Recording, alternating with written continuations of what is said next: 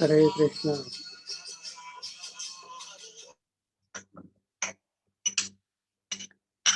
हरे कृष्णा।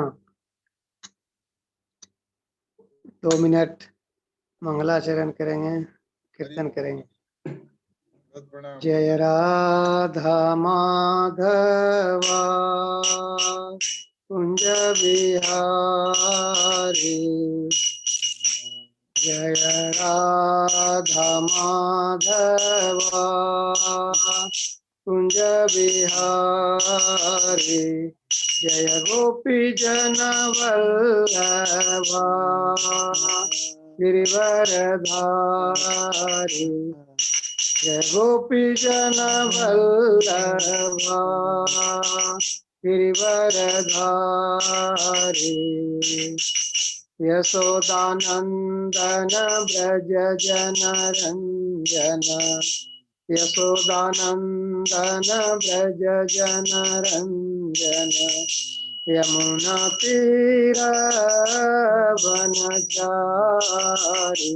यमुना तीर वनचारी, जय राधा माधवा कुंज बिहारी, जय गोपी जन वल्लभा गिरिवरधारी, यशोदानंदन ब्रज जन रंजन, यमुना तीर वनचारी, जय राधा माधवा कुंज बिहारी, जय श्री कृष्ण चैतन्य प्रभु नित्यानंद, श्री अद्वैत गदाधर श्रीवासादि गौरभक्तवृंद, जय श्री कृष्ण चैतन्य प्रभु नित्यानंद, श्री अद्वैत गदाधर श्रीवासादि गौरभक्तवृंद, हरे कृष्णा कृष्णा कृष्णा हरे हरे, हरे राम राम राम हरे हरे, हरे कृष्णा कृष्णा कृष्णा हरे हरे, हरे राम राम राम हरे हरे, हरे कृष्णा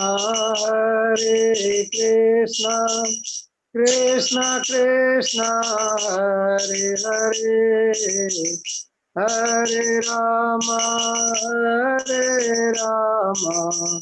राम राम हरे हरे, हरे कृष्णा कृष्णा कृष्णा हरे हरे, हरे राम राम हरे हरे, हरे कृष्णा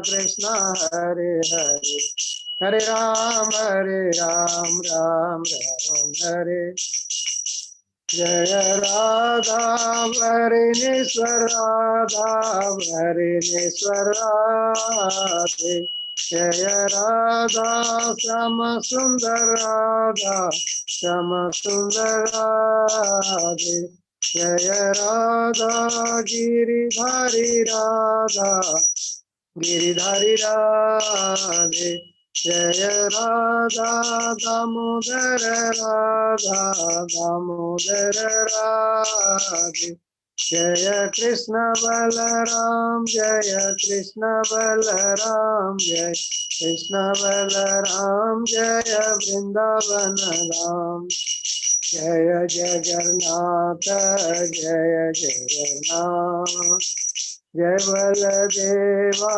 जय सुभद्रा जय गौरनिताय जय गौरनिताय जय गौरनिताय जय गौरनिताय जय पंचतत्व जय पंचतत्व जय पंचतत्व जय पंचतत्व जय जय प्रभुपाद प्रभुपाद प्रभुपाद जय जय प्रभुपाद जय जय गुरुदेव गुरुदेव गुरुदेव जय जय गुरुदेव। हरिनाम संकीर्तन की जय। जगत गुरु शील प्रभुपाद की जय। निताय सिद्ध गौर प्रेमानंदे हरि हरि बोल। All glories to assembled devotee Hare Krishna, all glories to assembled devotee Hare Krishna, all glories to assembled devotee Hare Krishna, all glories to Guru and Gaurang, all glories to Srila Prabhupada की जय। हरे कृष्णा। आप सभी भक्तों का स्वागत है रविवार संध्याकालीन भगवत गीता हिंदी सत्संग में। तो हम लोग आज भगवत गीता अध्याय 3 का 24वां श्लोक पे आज 24वां श्लोक पे आज हम लोग चर्चा करेंगे। उसके पहले हम भगवान को ध्यान करेंगे। हरे कृष्णा। ओम नमो भगवते वासुदेवाय। ओम नमो भगवते वासुदेवाय। ओम नमो भगवते वासुदेवाय। नारायणं नमस्कृत्य नरं चैव नरोत्तमं देवीं सरस्वतीं व्यासं ततो जयमुदीरयेत्। नष्टप्रायेषु अभद्रेषु नित्यं भागवत सेवया भगवती उत्तमश्लोके भक्तिर्भवति नष्टकी। कृष्णाय वासुदेवाय देवकी नंदनाय च नंदगोपकुमाराय गोविंदाय नमो नमः। गोविंदाय नमो नमः। गोविंदाय नमो नमः। भगवद गीता अध्याय 3 श्लोक संख्या 24। उत्सीदेयु इमे लोका न कुर्यां कर्म चेदहं शंकरस्य च कर्ता स्वास्याम् उपहन्यामि मा प्रजा। उत्सीदेयु इमे लोका न कुर्यां कर्म चेदहं शंकरस्य च कर्ता स्याम् उपहन्यामि मा प्रजा। उत्सीदेयुरिमे लोका न कुर्यां कर्म चेदहं शंकरस्य च कर्ता स्याम् उपहन्यामि मा प्रजा। Translation and purport by his divine grace Abhay Charanaravinda Bhaktivedanta Swami Srila Prabhupada Maharaj की जय। यदि मैं नियत कर्म न करूं तो वे सारे लोग नष्ट हो जाएं, तब मैं अवांछित जन समुदाय यानी वर्ण संकर को उत्पन्न करने का कारण हो जाऊंगा और इस तरह संपूर्ण प्राणियों की शांति का विनाशक बनूंगा। तात्पर्य वैशील प्रभुपाद की जय। वर्ण संकर अवांछित जन समुदाय है जो सामान्य समाज की शांति को भंग करता है। इस सामाजिक अशांति को रोकने के लिए अनेक विधि विधान हैं जिनके द्वारा स्वतः ही जनता आध्यात्मिक प्रगति के लिए शांत तथा सुव्यवस्थित हो जाती है। जब भगवान श्री कृष्ण अवतरित होते हैं तो स्वाभाविक है कि वे ऐसे महत्वपूर्ण कार्यों की प्रतिष्ठा तथा अनिवार्यता बनाए रखने के लिए इन विधि विधानों के अनुसार आचरण करते हैं। भगवान समस्त जीवों के पिता हैं और यदि वे जीव पथभ्रष्ट हो जाएं तो अप्रत्यक्ष रूप में यह उत्तरदायित्व उन्हीं का है। अतः जब भी विधि विधानों का अनादर होता है तो भगवान स्वयं समाज को सुधारने के लिए अवतरित होते हैं। किंतु हमें ध्यान देना होगा कि यद्यपि हमें भगवान के पद चिन्हों का अनुसरण करना है तो भी हम उनका अनुकरण नहीं कर सकते। अनुसरण और अनुकरण एक से नहीं होते। हम गोवर्धन पर्वत उठाकर भगवान का अनुकरण नहीं कर सकते जैसा कि भगवान ने अपने बाल्यकाल में किया था। ऐसा कर पाना किसी मनुष्य के लिए संभव नहीं। हमें उनके उपदेशों का पालन करना चाहिए किंतु किसी भी समय हमें उनका अनुकरण नहीं करना है।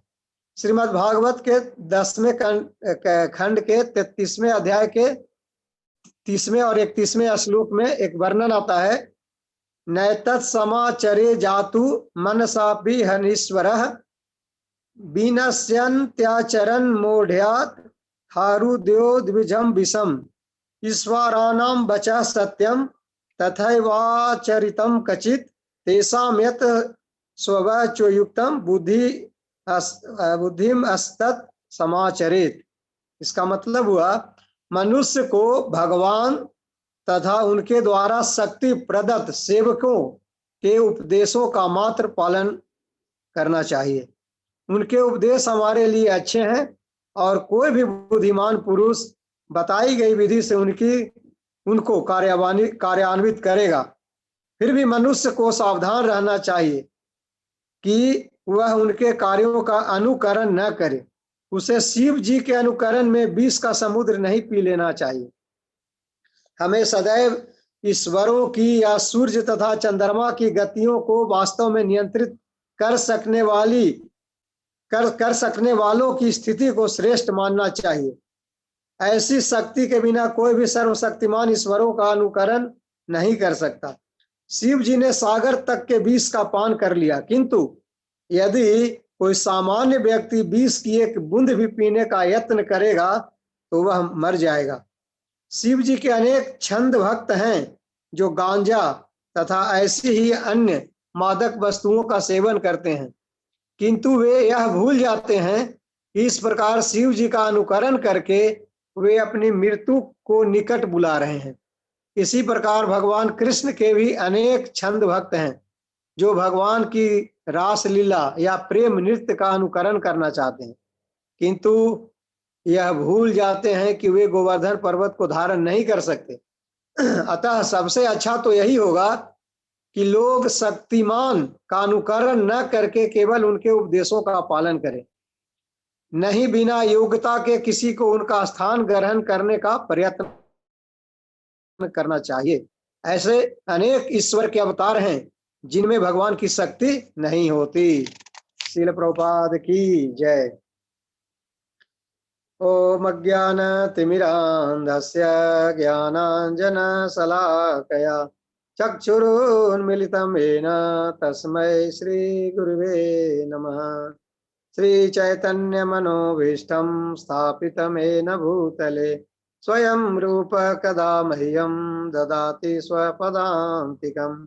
वन्देऽहं श्रीगुरु श्रीयुतपदकमलं श्रीगुरून् वैष्णवांश्च श्रीरूपं साग्रजातं सहगण रघुनाथान्वितं तं सजीवं साद्वैतं सावधूतं परिजन सहितं कृष्ण चैतन्य देवं श्रीराधा कृष्ण पादान् सहगण ललिता श्रीविशाखान्वितांश्च।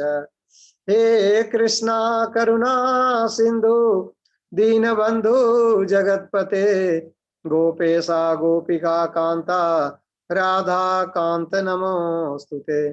तप्त कांचन गौरांगी राधे वृंदावनेश्वरी वृषभानुसुते देवी प्रणमामि हरिप्रिये।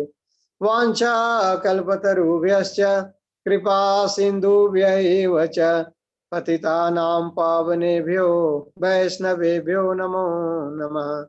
जय श्री कृष्णा चैतन्य प्रभु नित्यानंद, श्री अद्वैत गदाधर श्रीवास आदि गौर भक्त वृंद। हरे कृष्णा कृष्णा कृष्णा हरे हरे, हरे राम राम राम हरे हरे। मुखम करोति वाचालम पंगुम लंघयते गिरिम यत्कृपातमहं वंदे परमानंद माधवम। श्री गुरु दीन तारणम चैतन्य ईश्वरम। हरे कृष्णा। तो एक बार फिर सभी भक्तों का आज संध्या कालीन रविवार के सत्संग में, हिंदी भगवत गीता सत्संग में स्वागत है। हम लोग अध्याय 3 कर्मयोग का 24वां श्लोक पे चर्चा कर रहे हैं। इसका लिंक 2 श्लोक पहले का ट्रांसलेशन पढ़ने से मिलाएंगे। 22वें श्लोक में भगवान ने कहा था, हे पृथा पुत्र, तीनों लोकों में मेरे लिए कोई भी कर्म नियत नहीं है, न मुझे किसी वस्तु का अभाव है और न आवश्यकता ही है, तो भी मैं नियत कर्म करने में तत्पर रहता हूं। तो भगवान ने इसमें स्पष्ट कहा कि भगवान के लिए कोई नियत कर्म नहीं है और न उनको किसी चीज की आवश्यकता ही है और न किसी चीज का अभाव है उनके पास। इसके बावजूद भगवान अपने नियत कर्म करने में तत्पर रहते हैं। मतलब नियत कर्म का इंपॉर्टेंस भगवान स्वयं अपने मुख से बता रहे हैं अर्जुन को, क्योंकि अर्जुन अपने नियत कर्म को करने से इनकार कर रहे हैं, युद्ध करने से मना कर रहे हैं, जबकि क्षत्रियों का धर्म है युद्ध करना। भगवान ने 18वें अध्याय में बता चुके हैं क्षत्रियों का धर्म क्या है, ब्राह्मण धर्म क्या है, शूद्र के धर्म क्या है, वैश्य का धर्म क्या है। तो उसमें क्षत्रियों का धर्म है, जिसमें उस श्लोक में आता है कि वो जिसे पलायन नहीं करने के लिए। तो यहाँ पे भगवान स्वयं अपना उदाहरण दे रहे हैं, देखो मेरे पास किसी चीज की कमी नहीं है और ना मुझे किसी चीज की जरूरत है, तो भी और मेरे लिए कोई कर्म करना बाध्य नहीं है। जबकि इस संसार में, मृत्यु जगत में, इस भौतिक जगत में हर बद्ध जीव को नियत कर्म करने के लिए बाध्य है। लेकिन भगवान किसी भी लोक में, खुद बोल रहे हैं, तीनों लोक में किसी भी लोक में उनके लिए नियत कर्म नहीं है, लेकिन बद्ध जीव के लिए कर्म करना बाध्य है, नहीं तो उसका जीवन नहीं चलेगा। इवन हम श्वास ले रहे हैं, ये भी एक कर्म है। तो बिना कर्म के निष्क्रिय नहीं रह सकते, लेकिन यहाँ नियत कर्म की बात हो रही है। तो भगवान स्वयं उदाहरण दे रहे हैं कि मैं ऐसा तत्वों को सावधानी पूर्वक ना करूं तो हे पार्थ, यह निश्चित ही है कि सारे मनुष्य मेरे ही पथ का अनुगमन करेंगे। तो भगवान कह रहे हैं कि देखो मेरे लिए जरूरी नहीं है नियत कर्म करना, लेकिन भी मैं ये करता हूं कि मैं श्रेष्ठ हूं, मैं सभी लोगों में निश्चित अति धनंजय मई सर्वमिदं प्रोक्ता सूत्रे मणिगणाइव। ऐसा कोई सत्य मौजूद नहीं है जो मेरे बराबर का हो या मेरे से श्रेष्ठ हो। तो भगवान कह रहे हैं इसके बावजूद भी मैं अपना नियत कर्म को करता हूं, क्योंकि कोई भी व्यक्ति भगवान के पद चिन्हों का अनुसरण करेगा, अनुकरण करेगा, ये भगवान तो करते नहीं, हम क्यों करें। हम अपने माता पिता का देखा देखी करते हैं, हमारे पिताजी तो ऐसे नहीं करते थे, मैं क्यों करूं। तो बहुत चीजें होते हैं, लोग उदाहरण देके अपने आप को निष्क्रिय बनाना चाहते हैं। तो इसलिए भगवान कह रहे हैं कि मैं अगर ना करूं तो मेरे पथ का अनुगमन करेंगे लोग, मतलब कॉपी करेंगे। फिर भगवान कहते हैं, आज के श्लोक में भगवान कहते हैं, यदि मैं नियत कर्म ना करूं तो ये सारे लोग नष्ट हो जाएं, तब मैं अवांछित जन समुदाय यानी वर्ण संकर को उत्पन्न करने का कारण हो जाऊंगा और इस तरह संपूर्ण प्राणियों की शांति का विनाशक बनूंगा। तो भगवान इसका दुष्परिणाम बता रहे हैं कि अगर मैं, देखो मेरे लिए कोई नियत कर्म जरूरी नहीं है, मुझे किसी चीज की अभाव नहीं है, न मुझे किसी चीज की आवश्यकता है, तो भी मैं अपना नियत कर्म करने में तत्पर रहता हूं। इसलिए तत्पर रहता हूं ताकि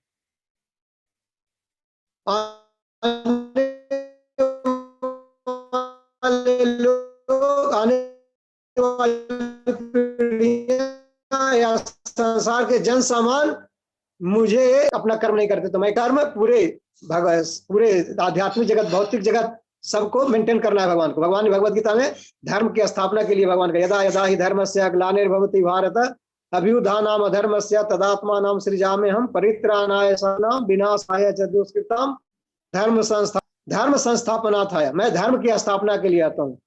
तो भगवान युद्ध खड़े हैं और अधर्मी लोग उनके सामने हैं और अधर्मियों के उत्तरित होते हैं, जैसा कि उन्होंने कन्फर्म किया है। तो भगवान अगर अपना नियत कर्म नहीं करेंगे तो क्या होगा? अवांछित जन समुदाय पैदा होगा। देखिए यहाँ पे दो चीज है।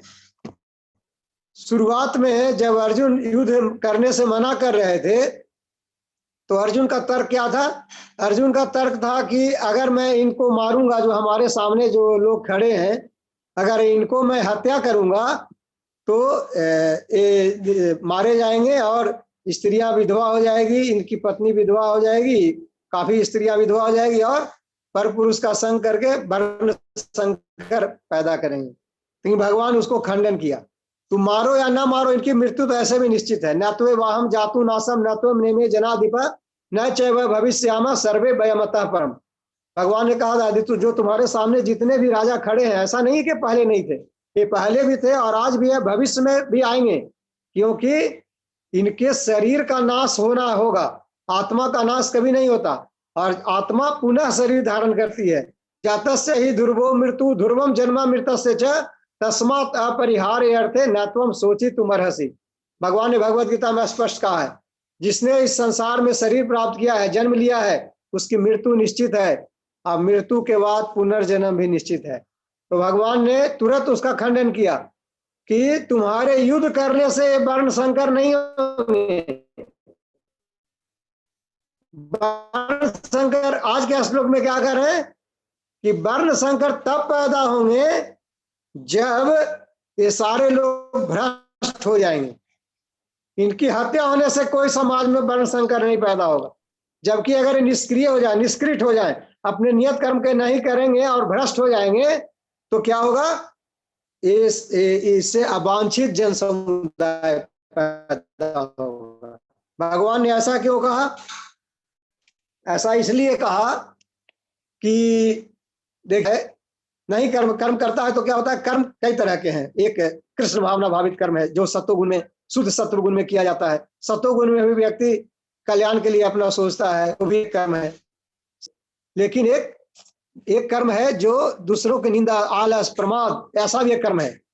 वो निष्क्रिय रहना, कोई कर्म ही नहीं करना, ये सब तमोगुण का परिचायक है। तो व्यक्ति क्या हो जाएगा? तमोगुणी हो जाएगा। अगर व्यक्ति अपना नियत कर्म का निर्वाह, नियत कर्म नहीं करेगा, अपने कर्म का निर्वाह नहीं करेगा तो क्या होगा? वो तमोगुणी बन जाएगा। तमोगुणी जब बन जाएगा तो क्या होगा? समाज पथभ्रष्ट हो जाएगा। तो अब हम इसको और थोड़ा समझने का प्रयास करेंगे प्रभुपाद के श्लोक से।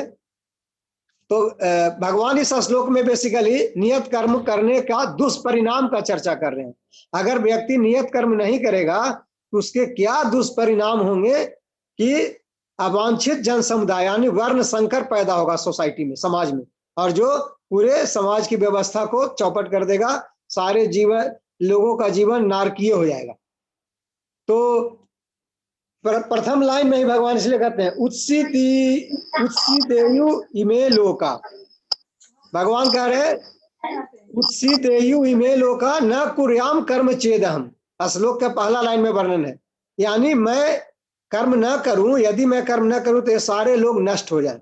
तो कर्म न करने का अर्थ क्या है?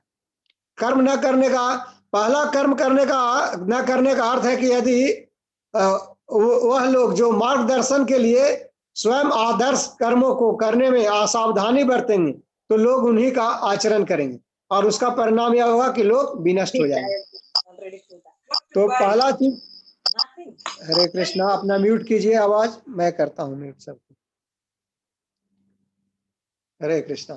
तो पहला कर्म न करने का अर्थ है कि लोग अपना लोग जो है लोगों के मार्गदर्शन के लिए अगर स्वयं लोग आदर्श कर्मों को नहीं करेंगे या आप सावधानी बरतेंगे तो उसका रिजल्ट क्या होगा कि उसका लोग आचरण करेंगे। पहले हमने श्लोक में देखे हैं कि एक भगवान वर्णन किए हैं, प्रभुपाद कोट किए हैं कि राजा जनक जैसे व्यक्ति महान बने अपने नियत कर्मों को करने की, जबकि वो एक बहुत बड़े राजा थे, उनको भी नियत कर्म करने की कोई आवश्यकता नहीं थी, फिर भी किए। बहुत सारे हैं, महाराज पृथु है, हमारे महाराज पृथु भी है, बहुत सारे हैं ऐसे लोग जो अपना सारे नियत कर्मों का को निभाया है ताकि सोसाइटी में इसका सही मैसेज जाए। तो यहाँ पे विनष्ट होने का अर्थ क्या है? भगवान कह रहे हैं विनष्ट हो जाएगा। क्या शरीर का नाश हो जाना विनष्ट होता है? नहीं, शरीर का नाश होना विनष्ट नहीं है, क्योंकि मृत्यु होने के बाद फिर जीवन मिलेगा। शरीर का नाश होगा तो फिर शरीर मिल जाएगा, लेकिन अगर शरीर नष्ट हो जाए और अगले जीवन में व्यक्ति सदगति को प्राप्त कर जाए तो इसको विनष्ट नहीं समझा जा सकता, इसको विनष्ट के कैटेगरी में नहीं ला सकते, क्योंकि उसने अपने शरीर का नाश होने के बाद सदगति प्राप्त कर ली। नष्ट होने का वास्तविक अर्थ है कि शरीर की रक्षा हो गई, लेकिन अगले जीवन अंधकारमय हो गया, अगले जीवन में उसको दुर्गति होना निश्चित है, निम्न योनि में जाना जरूरी है, निम्न लोक में जाएगा, निम्न योनि प्राप्त करेगा। तो इसलिए अगर वो अपने कर्मों का भोग नहीं करेगा तो उसको क्या होगा? अगले जीवन में उसको अपना दुर्गति प्राप्त होगी। तो भगवान का कहना है कि यदि वह अर्जुन युद्ध में भाग नहीं लेंगे या अर्जुन युद्ध में भाग नहीं लेंगे तो वह क्या होगा? जो उपस्थित राजा हैं उनके कुछ समय के लिए उनके शरीर की रक्षा होगी, मृत्यु तो निश्चित होगी, मृत्यु तो कोई नहीं टाल सकता। भगवान ने कह दिया 2 श्लोकों में, जातस्य ही ध्रुवो मृत्यु ध्रुवम जन्म मृतस्य च, और न त्वे वाहम जातु नासम न त्वम नेमे जनाधिपत। 2 श्लोक में भगवान ने कह दिया कि इनकी मृत्यु पहले भी थे और आज भी है, बाद में भी रहेंगे, और शरीर की मृत्यु के बाद पुनर्जन्म भी निश्चित है। तो अगर अर्जुन अपने नियत कर्म का युद्ध में भाग नहीं लेंगे तो हो सकता है राजाओं को थोड़े दिन के लिए और शरीर की रक्षा हो जाएगी, लेकिन उनकी आत्मा की दुर्गति हो जाएगी। ये दुर्गति निश्चित रूप से होगी, क्योंकि वो सबों ने गलत कर्म किया है, शास्त्र विरुद्ध कर्म किया है, तो इसलिए उनकी अगले जीवन में दुर्गति हो। इसलिए भगवान कह रहे हैं कि अगर भगवान खुद अपने नियत कर्म को न करें तो उनके आचरण दूसरे लोग करके वो भी नियत कर्म को नहीं करेंगे, और उसका रिजल्ट क्या होगा कि उनका जीवन विनष्ट हो जाएगा, यानी उनकी दुर्गति होगी। अगले जीवन में उनको निम्न लोक प्राप्त होगा, निम्न शरीर मनुष्य शरीर नहीं मिलेगा, निम्न योनि में जाना पड़ेगा, बहुत जीवन पापमय होगा। तो ये सब है। तो भगवान, तो इसलिए भगवान अर्जुन को युद्ध में, पहले अर्जुन कह रहे थे कि युद्ध में हमको क्यों घोर कर्म में क्यों लगाना चाहते हैं, तो इसलिए भगवान कहते हैं कि युद्ध घोर कर्म नहीं है। भगवान का उपदेश देने का ही मतलब है। देखिए, अहिंसा परमो धर्म, धर्म अहिंसा तथैव च, हमने पहले एक बार इसकी चर्चा की है। अहिंसा परम धर्म माना गया है, लेकिन धर्म हिंसा तथैव च, ये भी दूसरा लाइन है जिसको हम लोग नहीं बोलते। अगर धर्म की रक्षा के लिए हिंसा करना पड़े तो वो भी एक धर्म है, वो भी अधर्म नहीं है, वो धर्म के कैटेगरी में। तो भगवान युद्ध में शामिल होकर अपने कर्तव्य का निर्वाह कर रहे हैं अपने, इसलिए कि अधर्मियों का नाश हो और धर्मावलंबियों का विजय प्राप्त हो। ये भगवान के कर्म है, क्योंकि भगवान ने स्वयं बोले हैं परित्राणाय साधुना विनाशाय च दुष्कृता। तो दुष्टों को विनाश करने की जिम्मेवारी स्वयं भगवान की है, और भक्तों की रक्षा की, धर्मात्माओं का बचाव का भी जिम्मेवारी भगवान की। इसलिए भगवान उस अपने कर्तव्य का निर्वाह कर रहे हैं। स्वयं अखिल ब्रह्मांड के नायक भगवान स्वयं एक सारथी बन के और युद्ध भूमि में मौजूद हैं। अब भगवान देखिए, जब युद्ध की शुरुआत हुई थी तो सबसे पहले शंख किसने बजाया था? भीष्म पितामह ने बजाया था। लेकिन जब, क्योंकि भीष्म पितामह सेनापति थे, कौरवों के सेनापति थे, लेकिन पांडव दल में सबसे पहले शंख किसने बजाया? भगवान श्री कृष्ण ने अपना 5 जन शंख बजाया था। भगवान तो युद्ध में भाग नहीं ले रहे थे, भगवान क्यों फिर शंख बजाए? तो यह एक नोटिफिकेशन था कि मैं अधर्म के खिलाफ खुद धर्म के लिए युद्ध लड़ रहा हूं। इसलिए भगवान ने वो भले ही बोला था कि मैं फिजिकली इस युद्ध में भाग नहीं लूंगा, लेकिन भगवान ऑलरेडी इस युद्ध में भाग ले रहे थे, तो इसलिए भगवान स्वयं शंख ध्वनि बजाया था। तो इसलिए भगवान अपने कर्तव्य का यहाँ पे उदाहरण दे रहे हैं। इसलिए मुझे अपना नियत कर्म करना जरूरी होता है।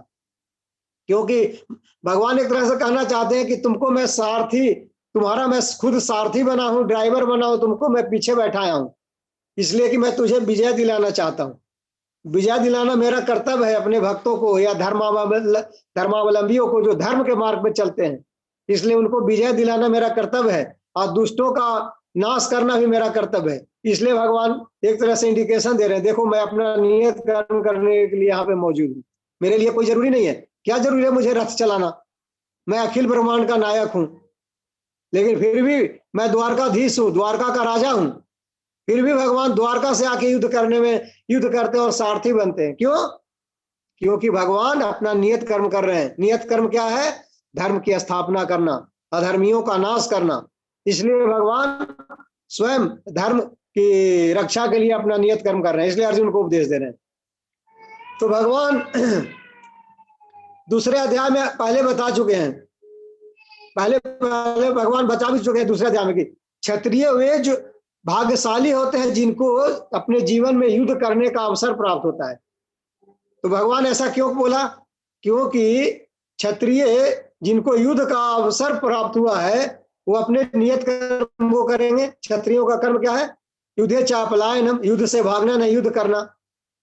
तो युद्ध से नहीं भागेंगे तो क्या होगा? अगर वो युद्ध में विजयी हुए तो राज्य का भोग करेंगे, ऐश्वर्य का भोग करेंगे, राज्य प्राप्त करेंगे, जिसको मारेंगे उसके राज्य को प्राप्त करेंगे और अपना राज्य सभी का भोग करेंगे।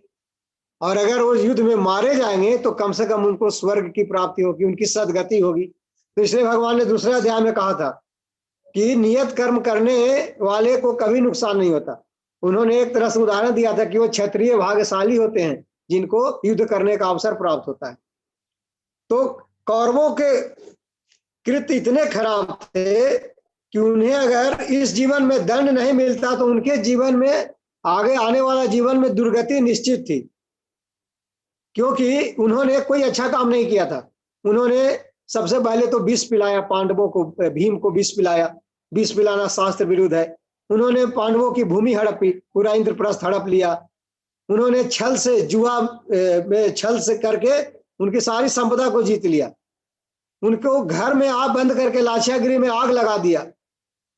उनको मारने का प्रयास किया। फिर सबसे बड़ी बात, एक तपस्विनी स्त्री द्रौपदी को भरी सभा में नग्न किया गया। उनको एक तरह से हम कहते हैं मोलेस्टेशन किया गया। तो एक तरह से भरी सभा में जो कुल वधू थी, जो एक पवित्र स्त्री थी, और उसको उन्होंने भरी सभा में नग्न करने का प्रयास किया। तो इसलिए पांडवों के सारे कृत्य खराब थे। इसलिए उनको अगर इस जीवन में दंड नहीं मिलेगा तो उनका आगे का जीवन और दुष्कर होगा। क्योंकि हम सब जानते हैं कि महाभारत युद्ध के बाद दुर्योधन कहाँ गया था? स्वर्ग गया था। वो भी स्वर्ग गया था। स्वर्ग क्यों चला गया? क्योंकि क्षत्रिय होने के नाते उसने युद्ध किया, और युद्ध करते हुए वो वीर गति को प्राप्त हुआ, इसलिए युद्ध गया। अगर वो युद्ध नहीं करता, वीर गति को प्राप्त नहीं होता, तो उसका जीवन नरकमय बन जाता। अगर कोई अपराधी हमारे सोसाइटी में, हमारे समाज में कोई अपराधी अपराध करता है और अगर समाज द्वारा या संविधान द्वारा, जज के द्वारा, कोर्ट के द्वारा उसको दंड ना मिले और उस दंड का भोग ना करे इस जीवन में, तो आने वाला जीवन में उस दंड का उसको भोग करना पड़ेगा और उसकी जीवन दुर्गति होगी। आगे आने वाला जीवन पापमय जीवन बिताना पड़ेगा। ये विधान है शास्त्रों का। तो इसलिए भगवान कह रहे हैं कि अवांछित जन समुदाय को उत्पन्न करने वाला मैं बन जाऊंगा। अगर मैं अपना नियत कर्म नहीं करूंगा तो क्या होंगे? अवांछित जन समुदाय यानी वर्ण संकर उत्पन्न करने वाला बन जाऊंगा। संकरस्य कर्ता श्याम, भगवान कह रहे हैं मैं वर्ण संकर पैदा करने वाला बन जाऊंगा। तो वर्ण संकर का मतलब क्या हुआ? अवांछित संताने। वर्ण संकर का मतलब हुआ वर्ण प्लस संकर। वर्ण 4 होते हैं, ब्राह्मण, क्षत्रिय, वैश्य और शूद्र। और संकर यानी मिलावट, मिक्स करना। तो भगवान चौथे अध्याय में बता चुके हैं 13वें श्लोक में कि चतुर्वर्णम मया सृष्टम गुण कर्म विभाग स तस्या कर्तारम अपि माम विदधया कर्तारम अव्ययम। ये चारों वर्ण व्यवस्था मैं बनाया हूं और 4 आश्रम मैं बनाया हूं। लेकिन भगवान को वो 4 वर्ण बनाने की जरूरत क्या थी? ये 4 वर्ण बनाने की क्या आवश्यकता थी सोसाइटी में, समाज में? क्योंकि हर व्यक्ति अलग अलग वर्ण के हिसाब से अपना कर्तव्य का, नियत कर्म का निर्वाह करे ताकि सोसाइटी, समाज का संचालन हो सके। अब डॉक्टरी नहीं करेगा, इंजीनियर का काम नहीं करेगा, शूद्र श्रम का काम नहीं करेगा, किसान अनुत्पादन नहीं करेगा, तो जीवन चलेगा, मानव समाज चलेगा? क्योंकि एक आदमी तो सब कुछ नहीं कर सकता, शिक्षक शिक्षा नहीं देगा। तो इसलिए हर को कैटेगराइज किया गया कि हर व्यक्ति अलग अलग अपना कर्म करे, और अपना नियत कर्म त्रुटिपूर्वक भी किया जाता है तो उससे उस व्यक्ति का कल्याण ही होता है। भगवान ये भी कह चुके हैं भगवत गीता में कि दूसरों के कर्म को अच्छे तरह से निभाने से अच्छा है कि अपने कर्म को त्रुटिपूर्वक भी किया जाए, उससे उस व्यक्ति की उन्नति होती है। लेकिन अगर दूसरे का कर्म अच्छा भी करे तो भी उसकी उन्नति नहीं होती, उसकी अवनति होती है।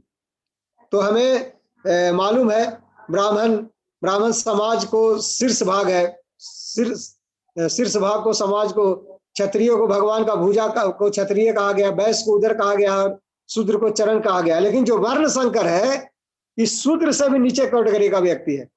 तो भगवान कह रहे हैं कि अगर मैं नियत कर्म नहीं करूंगा तो शूद्र से भी लो कम्युनिटी का व्यक्ति पैदा होगा, शूद्र से भी निम्न स्तर का व्यक्ति पैदा होगा, जो मानव समाज की व्यवस्था में उसका कोई स्थान नहीं है, और मानव समाज में सिर्फ उत्पात मचाएगा, सारी व्यवस्था को तहस नहस कर देगा।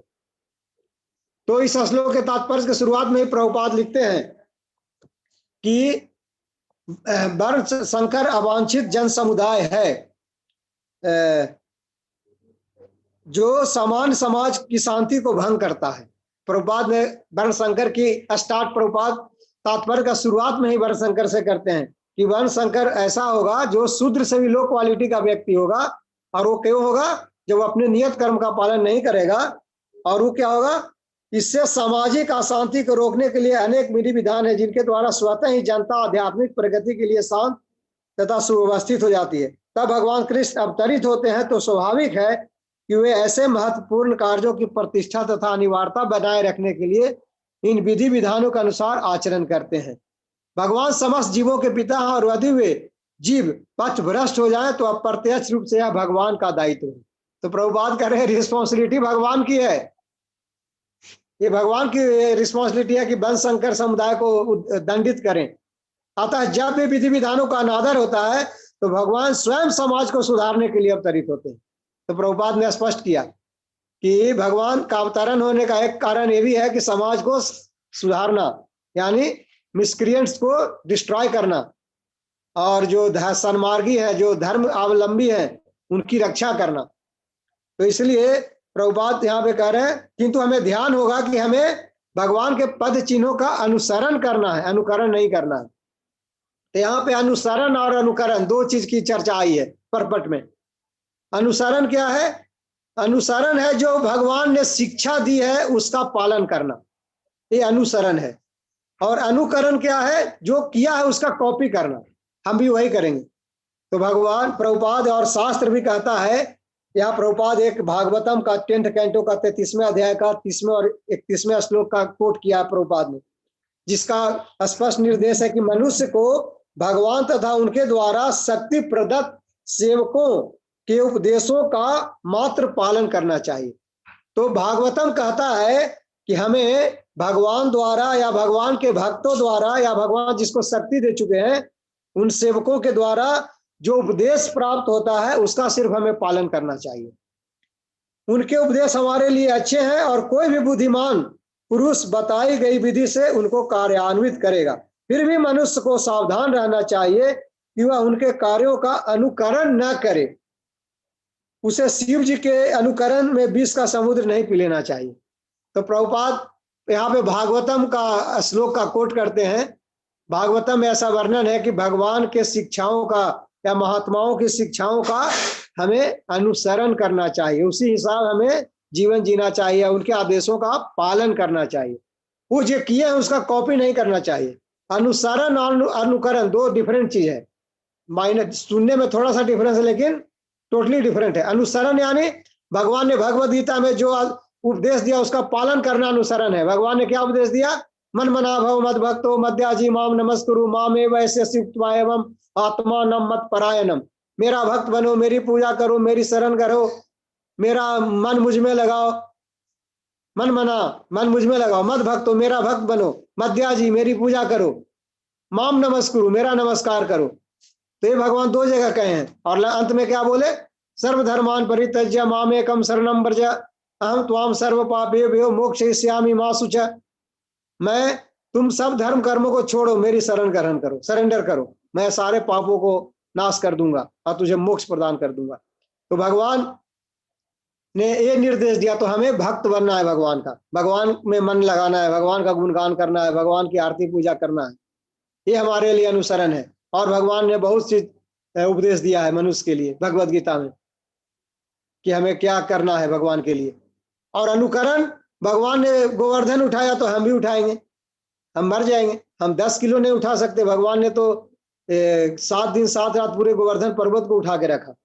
तो हमें अनुकरण नहीं करना है। भगवान ने क्या कहा भगवत गीता? मत कर्मा कृत मत परमो मत भक्ता संग वर्जिता निर्वैर सर्वभूतेषु ऐसा मामे भी पांडव या मामेति स पांडव, ऐसा कुछ है भगवान ने कहा है 11वें अध्याय में। मत कर्मा कृत मत परमो, मत कर्माकृत मत परमो, मुझे, मेरे लिए कर्म कुछ, मुझे ही श्रेष्ठ मानो। मत भक्ता, मेरी भक्ति करो। संग वर्जिता, निर्भय सर्वभूतेषु, किसी से द्वेष मत रखो। यह समामेति पांडव, इस तरह हे अर्जुन, जीव मेरे पास आएगा, मेरे पास आओगे अगर ऐसा करोगे तो। ये सब भगवान का निर्देश है जो हमें पालन करना चाहिए। तो ये अनुसरण हुआ, अनुकरण नहीं हुआ। अनुकरण क्या हुआ? प्रभुपाद यहाँ कह रहे हैं शिव जी। बहुत लोग गांजा पीने वाले बम बम भोले कह के सूटा मारते हैं, तंबाकू खाते हैं, भांग खाते हैं, बोलते हैं शिव जी भी खाते थे। अरे शिव जी ने तो विष पी लिया मानव समाज की रक्षा के लिए, जन कल्याण के लिए। समुद्र मंथन से जो विष निकला उसको पी गया। तुम क्यों नहीं विष पी लेते हो? पी लो, शिव जी बनने चले हो। तो शिव जी का अनुकरण करते हैं गलत चीजों को अपनाने के लिए, लेकिन शिव जी ने जो महान कार्य किए उसका अनुसरण नहीं करते, उसका अनुकरण नहीं करते हो।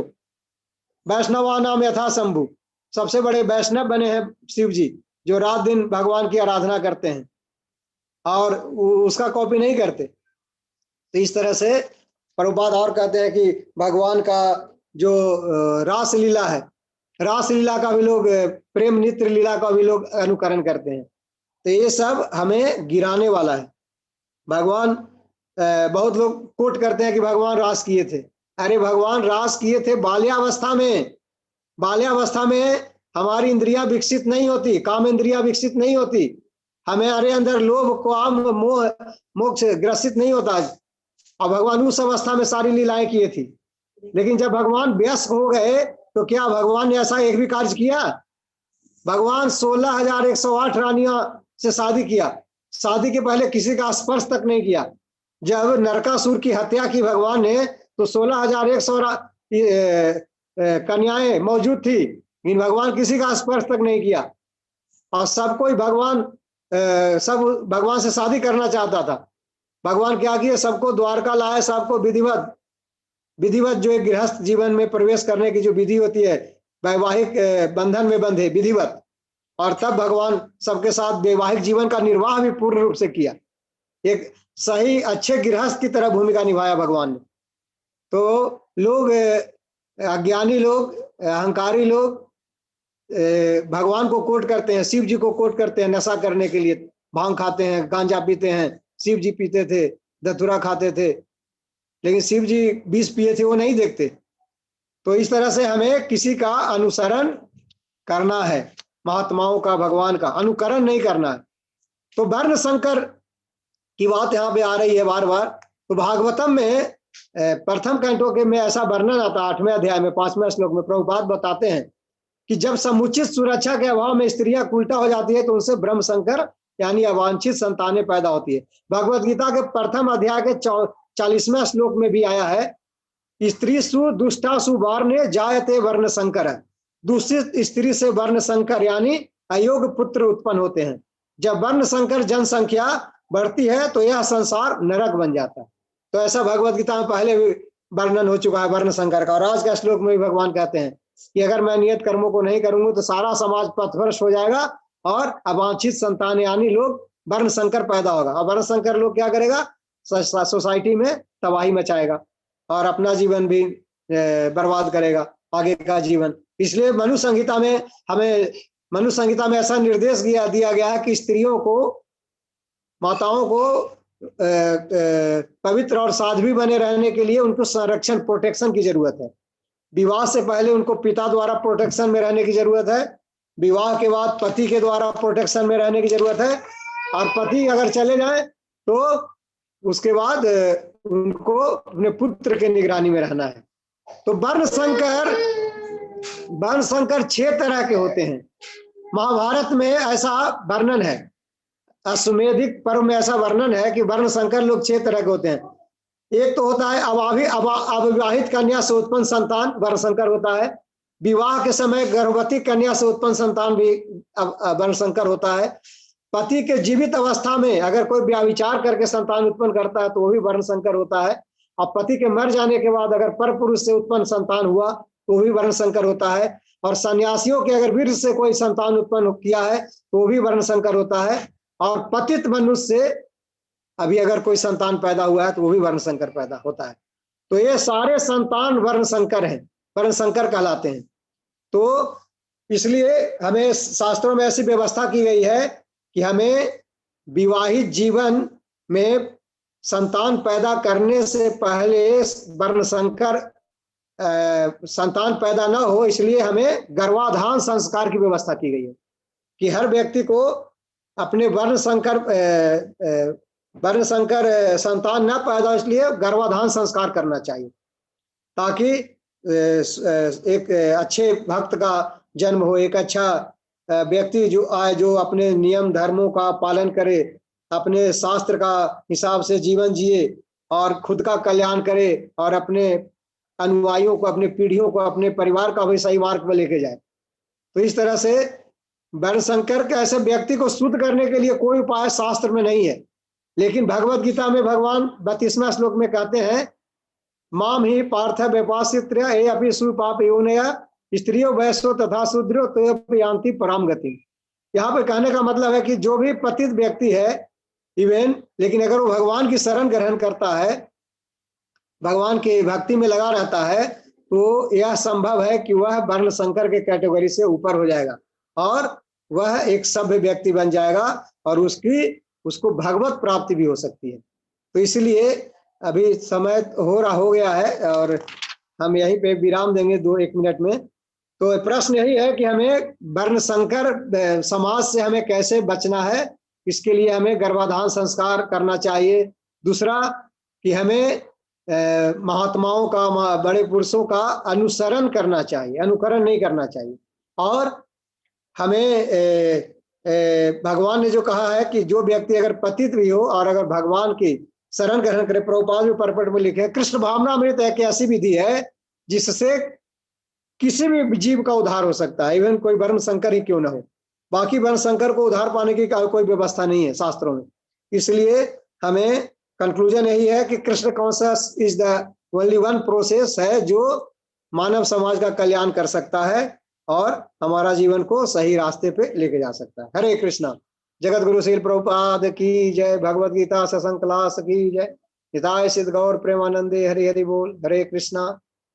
Now I will request because there is no time, if anybody has any question personally send WhatsApp voice message, I will try to answer, or otherwise 1 minute I can give to 1 minute maximum because already 2 minutes late.